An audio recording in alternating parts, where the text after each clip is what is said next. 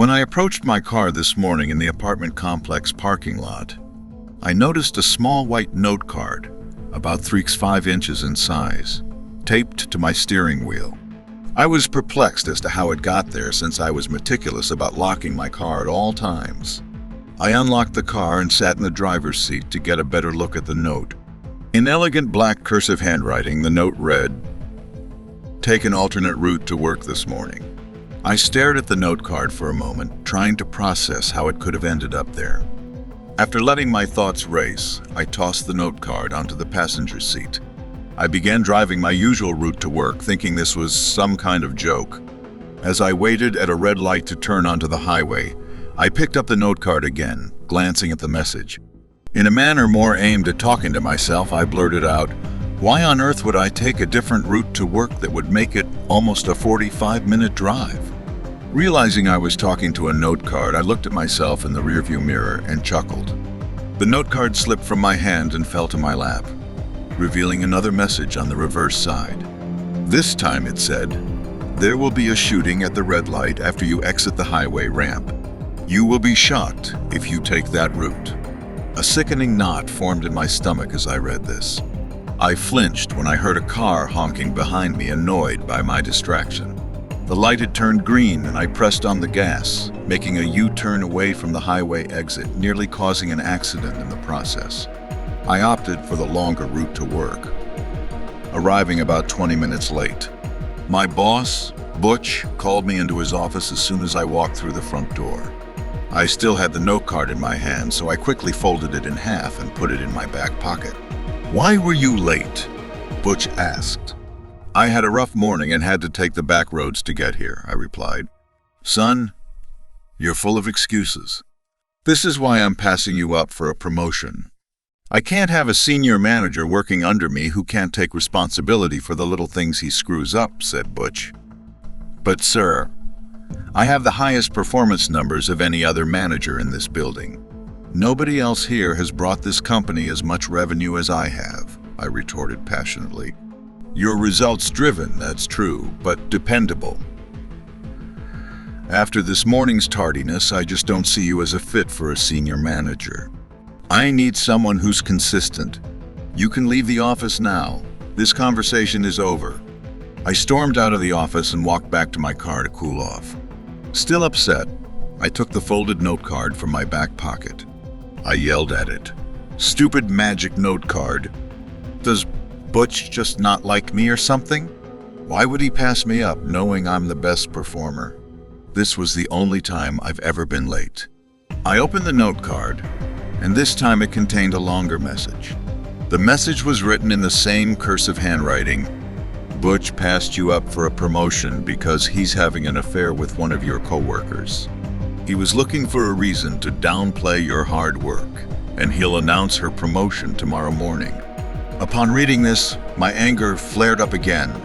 For a minute, I seemed to forget the metaphysical anomaly I was experiencing with the magic note card that answered my questions.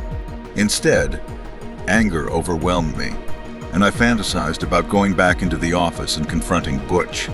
But then I remembered that the note card had answered my question this morning with a continued note on its reverse side.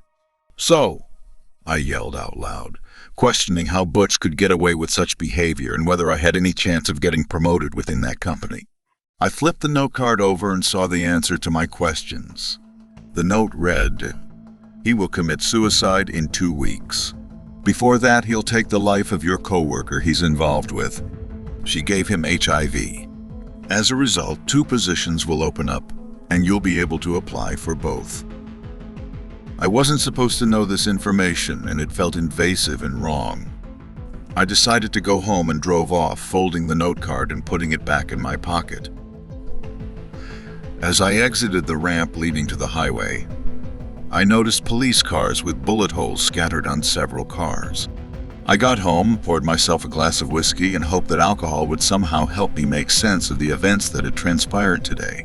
I brought the bottle to my office, logged into my computer, and started searching for any information about note cards mysteriously appearing to people. I found nothing but links to fictional books. Sitting at my computer, I retrieved the note card and folded it in half again. I asked it who had placed the note card on my steering wheel. I took a long sip of whiskey and opened the note card to read the response. It goes by the name Truth, the words on the card said.